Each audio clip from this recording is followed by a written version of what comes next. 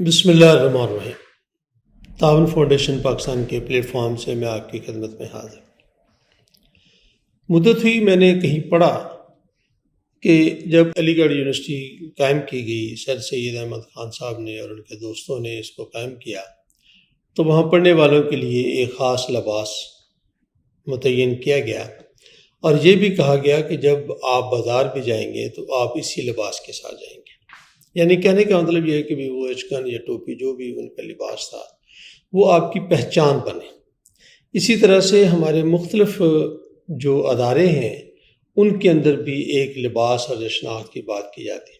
فوج کا اپنا لباس ہوتا ہے، ججز کا اپنا لباس ہے، علماء کرام کا اپنا لباس ہے، اور پھر اسی طرح سے ملکوں کی بھی ایک لباس کی بات کی جاتی ہے کہ فلاں ملک میں یہ لباس ہے۔ تو کہنے کا مطلب یہ ہے کہ ہر شخص کی اپنی ایک پہچان ہوتی ہے۔ اس پہچان کو میں یہ کہتا ہوں کہ یہ ریفرنس پوائنٹ ہوتا ہے۔ جو ریفرنس پوائنٹ ہے وہ میرے اور آپ کے لیے بہت ہے۔ یہ میں بڑی سادہ سی مثال آپ کو دینا چاہوں تو لوگ اگر فرض کریں مجھے میرے والد صاحب کے حوالے سے جانتے ہیں اور یہ سمجھتے ہیں کہ وہ بہت ایک عظیم آدمی تھے، تو وہ ویسی ہی بات مجھ سے بھی توقع کرتے ہیں۔ اور اگر وہ مجھے نہیں جانتے میں کون ہوں تو ڈیفینیٹلی وہ مجھ سے توقع نہیں کرتے۔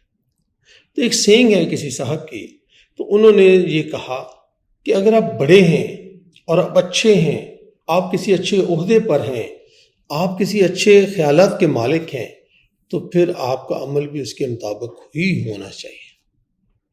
میں نے ایک دفعہ ایک واقعہ پڑھا تو اس میں انہوں نے یہ کہا کہ یہ ہم ایسا نہیں کرتے۔ وہ واقعہ کیا تھا؟ واقعہ کچھ یوں تھا کہ میں ایک دفعہ کسی مسئلے میں، اس کا ذکر یہاں شاید مناسب نہیں ہے، کہ میں پشاور میں تھا اور مجھے پرابلم ہوگی، تو وہاں پر ہمیں کچھ لوگ چھوڑنے کے لیے آئے۔ جو لوگ چھوڑنے کے لیے آئے ان میں ایک افغانی بھی تھا اور باقی مقامی لوگ تھے۔ تو ہم نے، گرمی تھی، سب کے لیے کچھ منگوایا اور افغانی کو بھی پیش کیا، تو افغانی نے پینے سے انکار کر دیا۔ اس نے کہا میں اس لیے نہیں پینا چاہتا کہ آپ میرے مہمان تھے اور مجھے آپ کو پلانا چاہیے تھا، لیکن میں غریب آدمی ہوں تو میں آپ کی خدمت نہیں کر سکتا، لیکن میں یہ تو کر سکتا ہوں کہ آپ سے یہ خدمت نہ لوں۔ مجھے آج تک اس کی یہ بات یاد ہے۔ اس بات کو آج کوئی 33 ایئرس ہو چکے ہیں۔ اس لیے میرے دوستو، اگر ہم یہ کہتے ہیں کہ پاکستان دنیا میں وہ ملک ہے جو اسلام کے نام پر لیا گیا ہے، تو پھر پاکستان کے اندر رہنے والوں کے عمل کے اندر بھی یہ بات نظر آنی چاہیے کہ وہ اسلام کے مطابق کام کرتے ہیں۔ اگر آپ کسی بہت اعلیٰ خاندان سے تعلق رکھتے ہیں اور بڑا علمی گھرانہ ہے آپ کا، تو آپ میں سے بھی علم کی خوشبو آنی چاہیے۔ اگر آپ سمجھتے ہیں کہ بہت ہی ایک ایماندار تاجر کے نام پر آپ کا گھرانہ مشہور ہے، تو آپ کے اندر بھی یہ چیز موجود ہونی چاہیے۔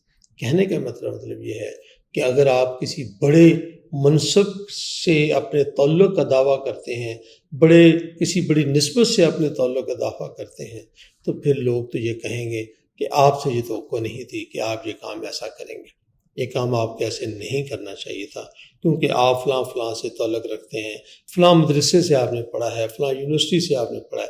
ابھی بھی جب ہمارے یہاں سیاستدانوں کی بات ہوتی ہے تو اس میں ہم یہ بھی کہتے ہیں ان کو کہ بھی اگر پھر یہی کام کرنا تھا تو آکسفورڈ یونیورسٹی میں پڑھنے کا کیا فائدہ تھا؟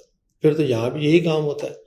پھر آپ کو اتنے دور جا کر یہ تعلیم حاصل کرنے کا کیا فائدہ تھا؟ یہ پھر مدرسے میں جو آپ نے 10 سال لگایا اس کا کیا فائدہ تھا اگر آپ نے اسی طرح سے اپنی زبان سے اور اپنی گفتگو سے ایک عامیانہ بات کرنی ہے۔